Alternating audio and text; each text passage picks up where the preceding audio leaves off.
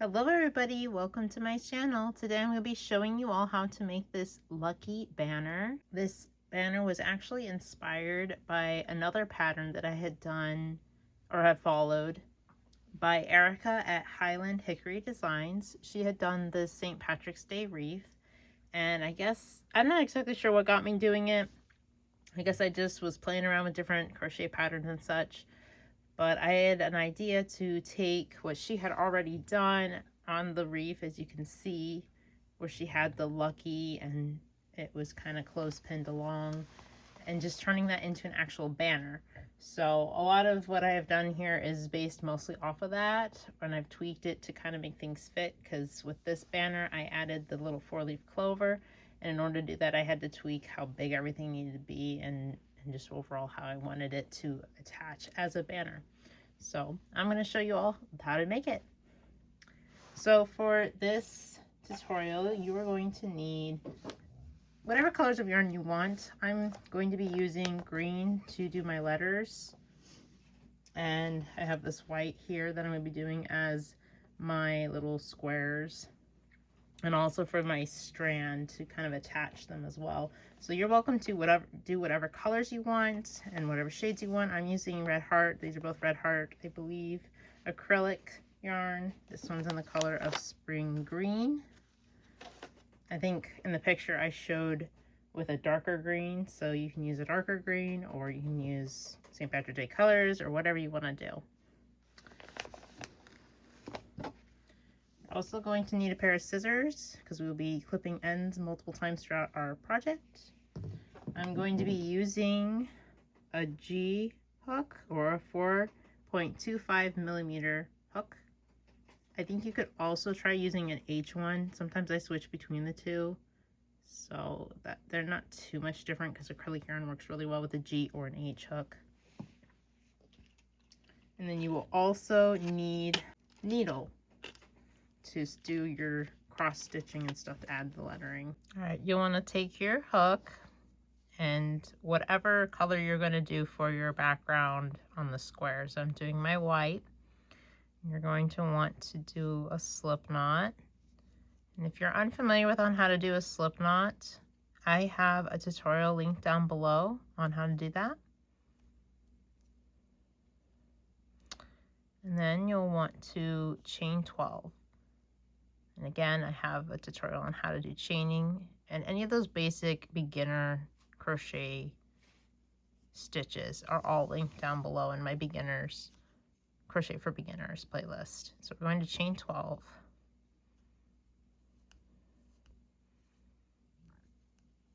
All right, after you have your 12 chains, make sure to count that you have 12, because I know sometimes when I count, I think I counted and I did one less or one more than I actually counted.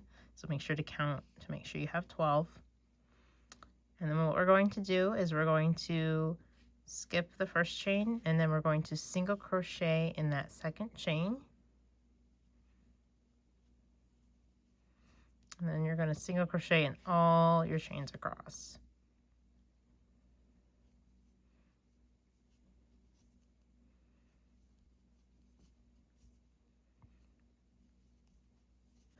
All right, once you have done all your single crochets all the way across, you should have a stitch count of 11.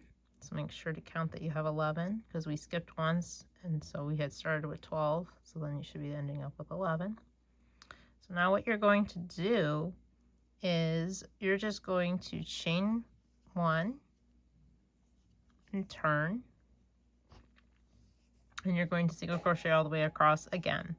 And you're going to keep doing the single crochet, chain 1, single crochet, chain 1, and you're going to keep repeating that row repeat until you have a total of 16 rows. So when you count all your rows, you should have 16 of these. So I'll meet you back after you have done all your 16 rows. All right, I just got done doing my 16th row. So you'll want to count your rows to make sure that you have 16. So you can see, this side's a little easier to see it, so you can see where your rows are working along. So we got 1, 2, 3, 4,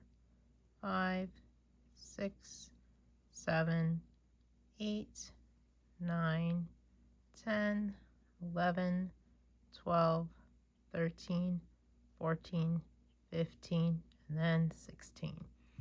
So you want to make sure that you have that all right, because this will affect how our graph and everything will read up. And if it's a little tricky for you to be able to count your different rows like I was just doing, you could do, as you're going, after you finish a row, do a tally, and then that way you can count every time. The only trick with that is that you do have to remember at the end of each row to put a tally. I have a hard time with that, so I just learned how to start counting my stitches, because that's a lot easier for me than trying to remember if I put a tally. So just really pay attention to where your lines are going straight across, and that's how you'll do your counting. So we aren't quite finished with working with this white yarn. So what I'm going to have you guys do is kind of pull it up. And I like to put a stitch marker. I don't have a stitch marker, but I like to use this paper clip as my stitch marker. So you could easily use a paper clip if you don't have a stitch marker. And so I loop it all the way in like that and put that back. That way, when that loop's trying to close on us, it won't go. So paper clips are a nice, easy stitch marker. So now we're getting to the point where we want our graph. So I'm going to be showing you guys how to do the 4-leaf clover, since that's the one I designed. I have them all linked down below. I'll even have each of the letters. So you will have to do this square with the 16 rows like this, however many times you're wanting to do. So if you're wanting to spell out lucky, you'll want to do it 5 times. And then if you're wanting to do like I showed in the picture with the 2 shamrocks and the 4-leaf clovers on the end, then you'll want to make 7. So however many, or if you're wanting to make this for something else, you could easily take this exact pattern and take the graph I have and put a different letter, or you could do all shamrocks. So either way, you're doing this square however many times per each one. So I'm just going to show you guys on how to read a graph and doing it with the cross stitching and all that with the shamrock. If you're finding that the cross stitch method that I'm showing in this video to be a little complicated with trying to find all the stitches, because that can be very difficult if you're still new with crocheting, you could try looking at my other video on color changing. So instead of doing the whole thing white, you could do your color changing and swapping so that you don't have to sew this all in. So check out my other video. I do a very similar method where I show 2 color changes and how to do that with reading a graph, and that'll work just as well. So if this is intimidating to you and you're worried about trying to get the stitch count and finding it, because it can be very complicated, especially I find it myself can be very complicated. So check that out. I'll have it linked down below on how to do a color change, and it will work out very similar. You just have to follow the graph I have for the clover instead of the heart, because I do a heart in that video. So I'll have this linked below, a much cleaner and more colorful version for you guys. But this is just the one I have rough sketched out, and this is what I'll be referring to as I'm showing you guys the stitch counts. And you can look at the other graph that I have made up down below and follow along, because it'll be the exact same. It's just going to be a little more clear for you guys. So we have, these are where we're going to put all our little X's in to do our little cross stitching. I like to start on a bottom or on a corner somewhere. Preferably, I'm starting at the bottom, working my way up. You could start any of these other corners, or you could start anywhere else. I think it'll be the easiest to start somewhere, because then you can kind of just work your way. I think I worked up and down when I made the one in the picture. So what you'll want to do, so this is row 1. Might actually be easier to do it on this side, honestly. I'll probably just show it on this side because you can see the things a lot easier. So this is row 1. And we don't need to have anything up until about row 5. And preferably, I'm going to be starting in this corner, so it's row 5 and the 3rd stitch. So we're going to take our little thing here. So we're going to count 1, 2, 3, 4. Here's our 5th row, so that's where we're focused on. And so we need that 3rd stitch. So you got 1, 2, and then right here's 3. So you'll want to have your yarn on your sewing needle. So now that we know where that one is, you've got the 1, 2, 3, 4, 5, and then count 1, 2, 3. So that is where that stitch is where we're going to come up. I'm not going to tie a knot at the end. Not intentionally, at least. I'm not going to tie a knot at the end. I'm going to leave myself a little bit of tail because I want to be able to weave that in and not have it bulking out. So this is our stitch right here. So I'm going to go across. I'm going to go across here into the other side of that stitch. And I'll create the one part of our X to add that little square in.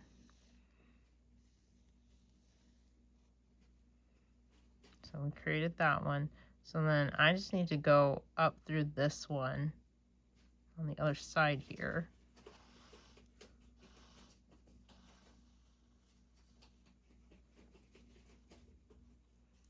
And then come back down right here. Now I will create my first little X there. So once you get your first square down, it makes the rest of this a lot easier because all you have to do is kind of pay attention to where your squares are. So now my next square. And if you printed out the grids, then you can just, if you're worried about it, you can cross it off. I'm not going to because this is kind of simple for me to just see where I'm at. But if you need to be able to have that to help you process what you're doing, go for that. So now I'm just working on this next one, and that's the next stitch right here. So I'm coming up on the corner. So when you look at these stitches, they kind of already have around them the 4 to make a square. So that's really what you're just doing, is you're just kind of looking for your little corners and just kind of pretend that these are the little boxes that you're doing. It's a little challenging. It just takes a little bit of practice, and if you mess up, you can always undo it. I do that all the time when it comes to cross stitching anyway, and definitely when it comes to doing this kind of stuff. So if you find that you mess up, you can always undo it. And it's a lot easier to undo the yarn than it is to do the cross stitching because the thread is a lot bigger.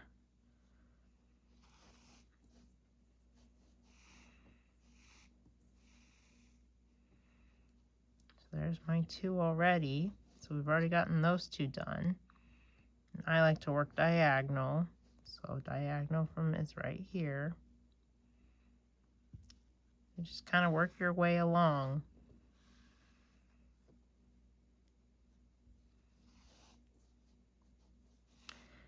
And my trick to kind of keep my back, not that the back's going to be showing that much, but if you want to keep your back looking clean, the trick will be weaving in your ends at times. So like maybe when you have big gaps and stuff, weaving in as you go. Or if you're not worried about the back, then don't even worry about what I'm saying. Nobody's really going to see it if you're hanging it up as a banner anyway. There's that one. So we've got the 2 more here.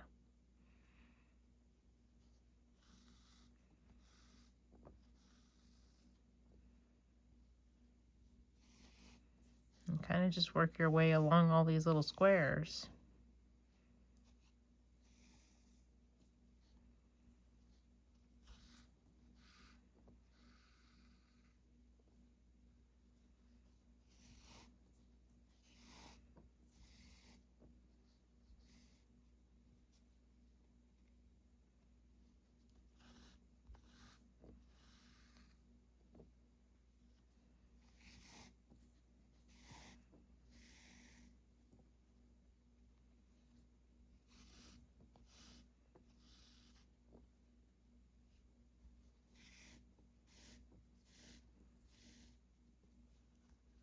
All right, so far got that done, so I just have to work my way back here. So you guys keep working on your little chart and working your way along.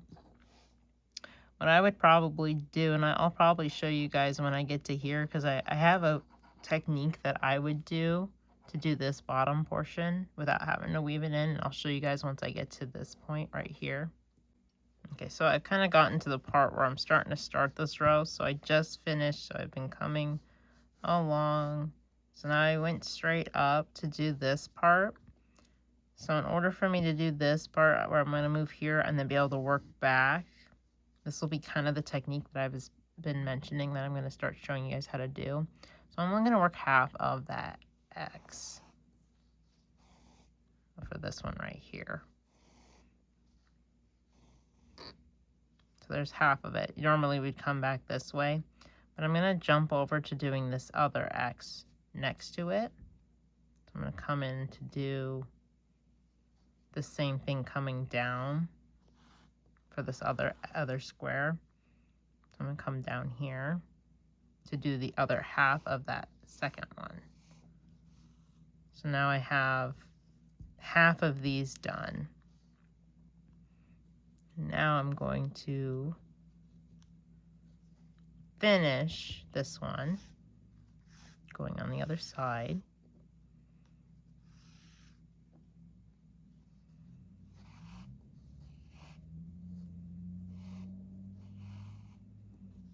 There's that one, and now I'm going to finish this one again. So I was carrying this to get half of them just so I could work back. So that's kind of the technique that I'm going to show you guys more to do that one, just so that you could kind of work along the line that you've got going for your squares without having to backtrack too much. So then these will just work half, and all of these will work half like we were doing here. So this is the next one. So I'm going to come down or come up through this side here. So we were coming down with these before. So this time I'm going to go this way to work the halves, just because I know I'm going to be coming back. It takes some practice. I had to do a lot of practice with this with actual cross stitching. So it'll just take some time to get used to it. So that's 1, 2. Now we got to do that third one on this row. And 3.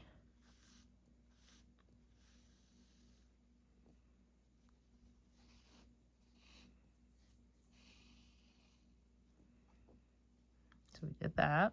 So I'm going to bounce down to here, work these, bounce down to here, work these, bounce down to here, work these. And then what I'm going to do is go back, kind of like we did that one time.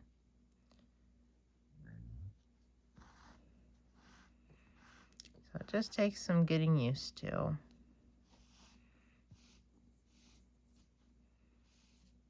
I've been doing some cross stitching techniques like this for a while. So just take it some practice.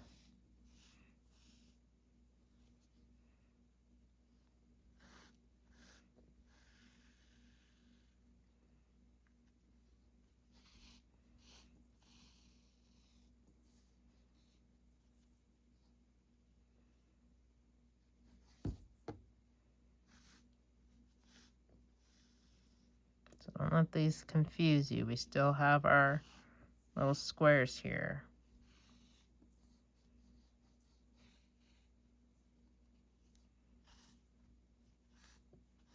I'm just kind of creating a little path for us to come back to. That's why we got this going on.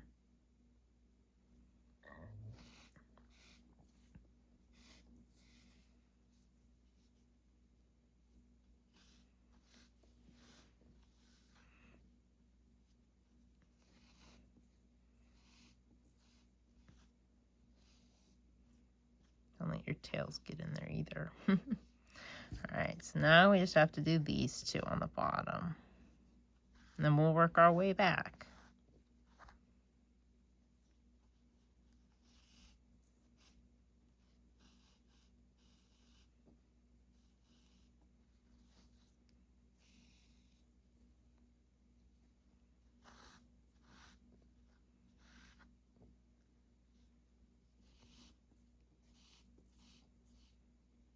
All right, now we just make all our X's going backwards.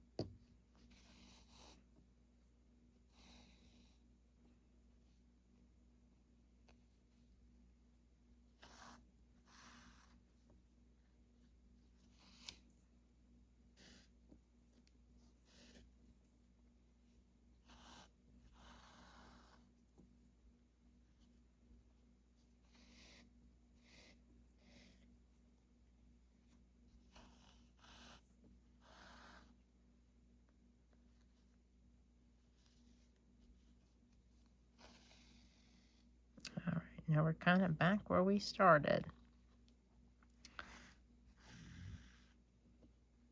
So we're just working right back that last little bit.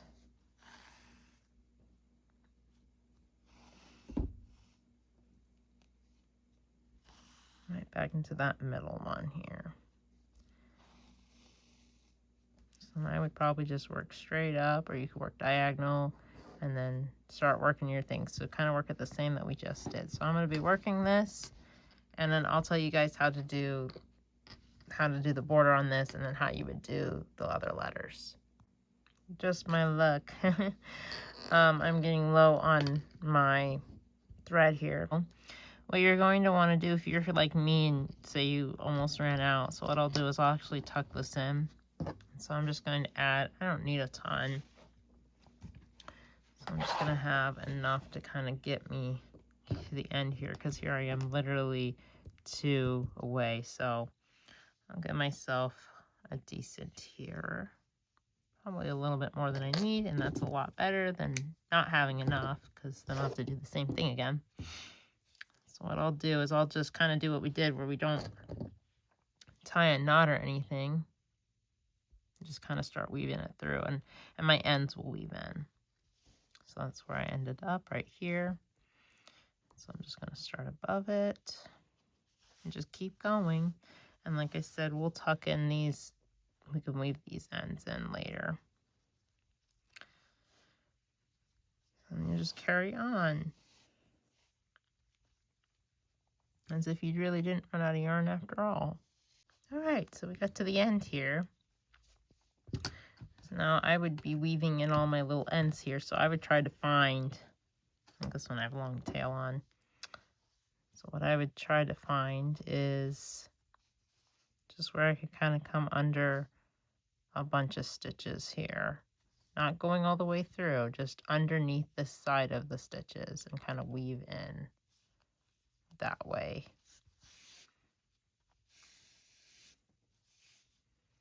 So that's underneath there. And I would keep doing that with each one, where I just kind of find an area where I can tuck them under, and then I'll clip them off.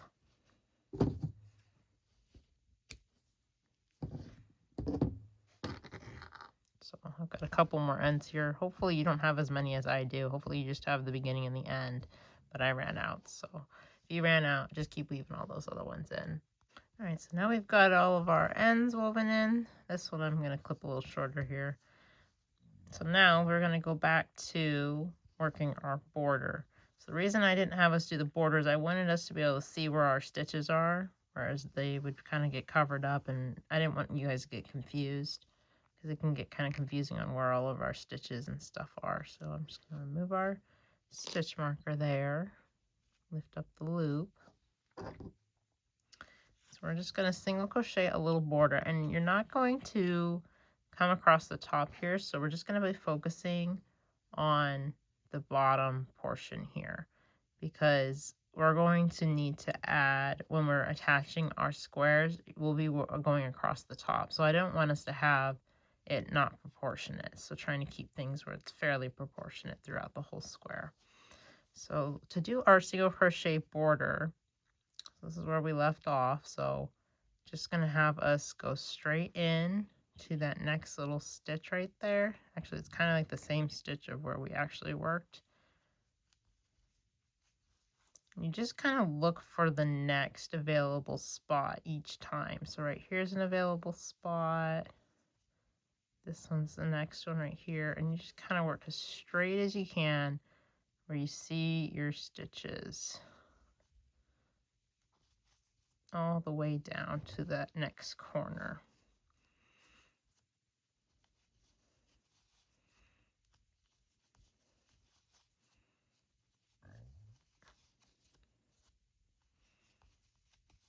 Okay, so we're getting down to this very last one.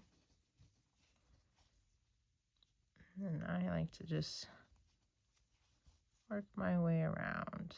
If you want to, sometimes I do and sometimes I don't. It's really my mood and how things are looking. Sometimes I'll do 2 single crochet on the corner one so it curves a little bit more. So you're welcome. So in this one, you can do 2 of them.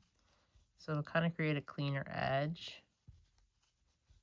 See how it did that? It made it kind of cleaner and a little more defined. So you're welcome to do 2 on the little quarters here on this bottom. Or just do 1. It doesn't matter too much. It's just more about preference and if you like it, or if you don't like it, or if you don't remember to do it, because if you do it on one side, you got to do it on the other side. Otherwise, it'll look uneven. Here's this corner one. So since we did it on the other side, we'll have to do it on this side. Do our 2. And then we're working up the other side. And I've got my tail here kind of following along. That way I just don't have to sew it in later. I just have it kind of draped across where I'm working.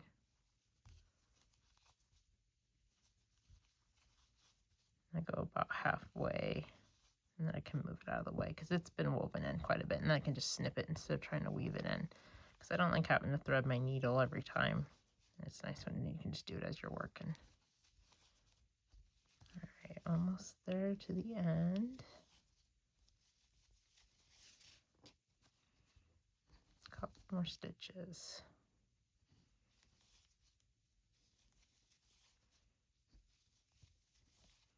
So this is where I'm going to say is our last little spot right here.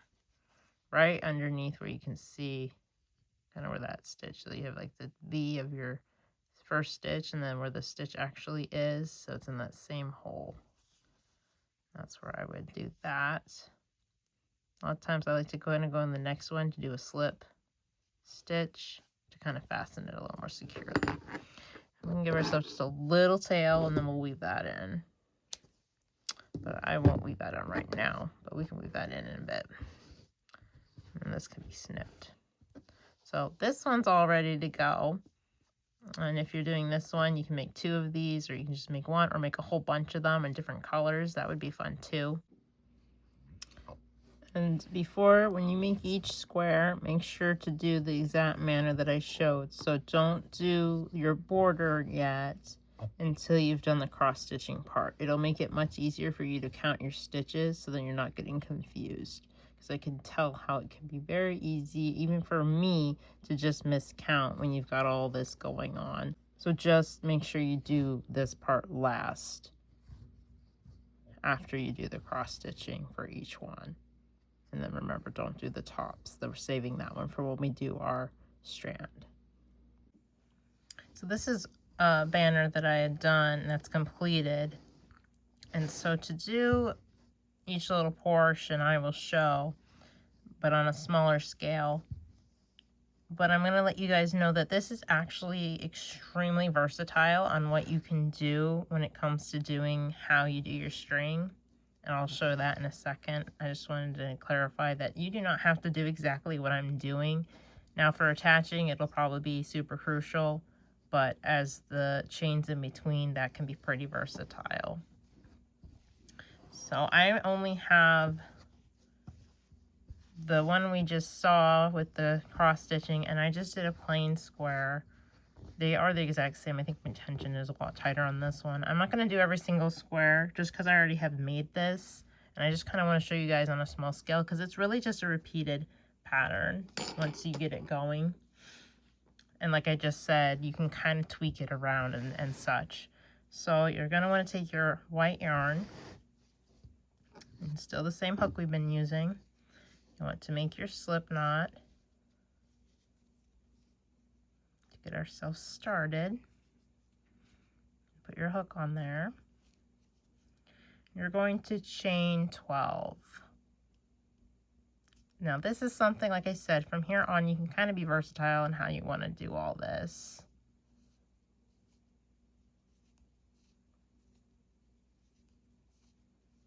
Because this is going to be where your beginning will start. So if you're wanting to have a much longer, like this is where you would hang it on the wall. I'm going to show you a technique of you can do to create a little loop. But for right now, we're just chaining. So if you feel like this is way too short, you want a much longer one, chain however many more you want to do. That's where it's pretty versatile. Mine were much smaller because I was making it for something to sell. I didn't want to make anything huge because I wanted somebody to be able to choose something kind of on the smaller scale. So once you have about how many you want, I'm doing 12. And you kind of want to find, might even want to count your stitches here. So we got 1, 2, 3, 4, 5, 6, 7, 8, 9, 10, and there's the 11th one. So I'm going to want to try and slip my hook in there to kind of attach this. So I'm going to yarn, it's a little tricky doing this, so yarn it and pull it through like that. I know it's kind of twisted because we're working the opposite direction. Now this is where we're going to be kind of going backwards, because when we crochet, unless you're left-handed, but I'm going to be showing you from a perspective of a right-hander. So we're going to be going, and I'm going to single crochet in that same stitch and all the way across. So then we'll keep our 11 in and keep it neat. So we'll do our single crochet 11 across. So anytime that you're attaching these, they're going to be backwards. But make sure you have them, so if you're spelling out lucky, make sure it spells out lucky. But have them facing backwards, because that's how we'll attach this.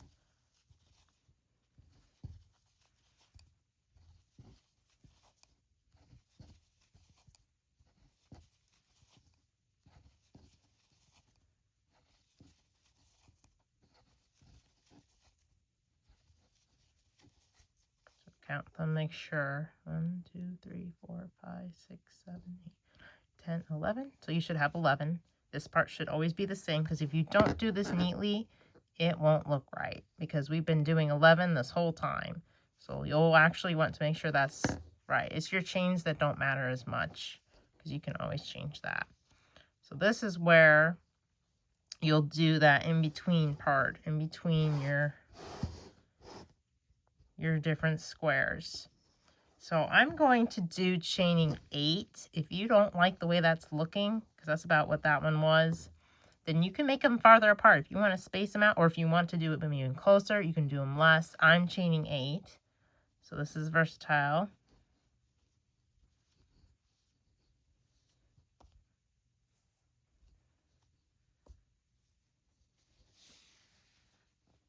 So that's about what 8's looking like for me. And I'm going to fix this part here. So if you still have your tail, I'm going to attach this so it'll look a lot neater. Right now it's got my loose tail. So then if you're good with the chaining 8, you want to find your next piece. And like I said, count, make sure you have your 11th stitch. It doesn't hurt to count. There's my 11th one right there. I'm going to slip stitch into that one. I think slip stitching would be better. I don't know what I did in that first one. I think I single crocheted. Do a slip stitch. I think that'll be a lot easier. And you'll single crochet your 11 again, all the way across. And so you'll just repeat doing that. So you did your 11 single crochet here, you did your chain 8 or whatever chain you decided to do in between, and then we'll do single crochet 11 again, and then you keep repeating just these little portions with this chaining. And then once you've attached your last square, so I won't be able to show you specifically, but you're basically going to do exactly what you did at the beginning. So if you chain 12 like I did, you're going to chain 12 again, and then you'll fasten off. But if you did more, then do that same amount to keep it symmetrical. So just try to keep that all pretty consistent on what you're doing versus what I'm doing if you're choosing to do it differently. So now, on a small scale here, if you decided that you wanted to create a little loop, so see here I have this little loop where you can kind of, I like to use nails or thumbtacks when I'm hanging mine, and that just makes it so I don't have to, because I've had banners like this and you have to tie it every time, and I didn't like the idea of having to worry about tying it because then it knots up or it doesn't stay, and so I wanted something that was secure. So if you're wanting to do something like that, regardless of the length of your banner, you should be able to do that. So you'll want to get your needle. And this could fluctuate a little bit, but I don't think it'll be too much different regardless of how many chains you did. So for mine, I counted 1, 2, 3, 4. So in the next one is where I attached like that. And I think I just kind of did it a few times to create a knot, just to make it kind of secured like that. And then I kind of wove this like in and out through the chains, just back and forth, until I reached the square. If I had enough thread, I might not have enough. Just enough to get it woven in here.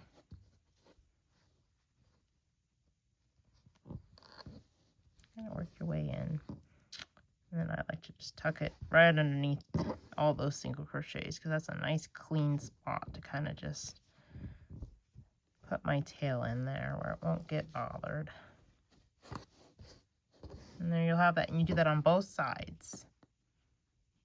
And you can make it bigger or smaller if you have a lot more. I don't have a whole lot here to work with, so I'm not doing a whole lot. But if you did like way more chains, you can always make it slightly bigger if you want it to be slightly bigger.